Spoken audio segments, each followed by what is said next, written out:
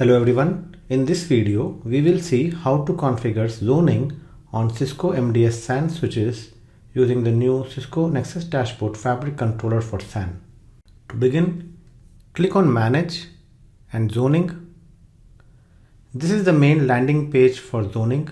Here you can see the zone set in the database are listed for the Fabric and the vSAN.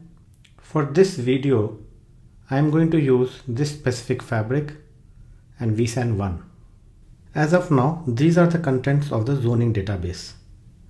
To create a new zone set, click on Actions and click on Create New Zone Set. Enter a valid zone set name and click on Create Zone Set. You can see the new zone set that we created. Select this and from Actions, say Edit Zone and Members. Click on Actions and Create New Zone. Enter a valid zone name and click on Create New Zone. Select the zone that we just created and on the right hand side under the Members pane, click on Actions and Add Existing Members. Here you can select the members that you want to add to your zone. You also have the option to add members in the form of device alias or FC alias.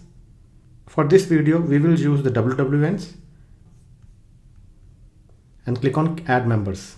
You also have the option to create new members. This can be done in various formats like device alias, WWN, domain port, switch port, and many more. Now select the zone and click on Add to Zone Set to add the new zone to our new zone set. Finally, we need to activate this new zone set. Click on the Activate Zone Set. Click on Activate Zone Set. Click on the Confirm button to activate the zone set.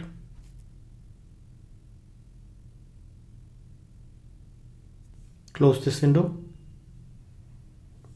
Now you can see the new zone set is activated. You can select the zone set that we just created and you can change members or add members to it. Under the actions, you also have options to deactivate, delete, as well as rename, copy, and clone the zone set.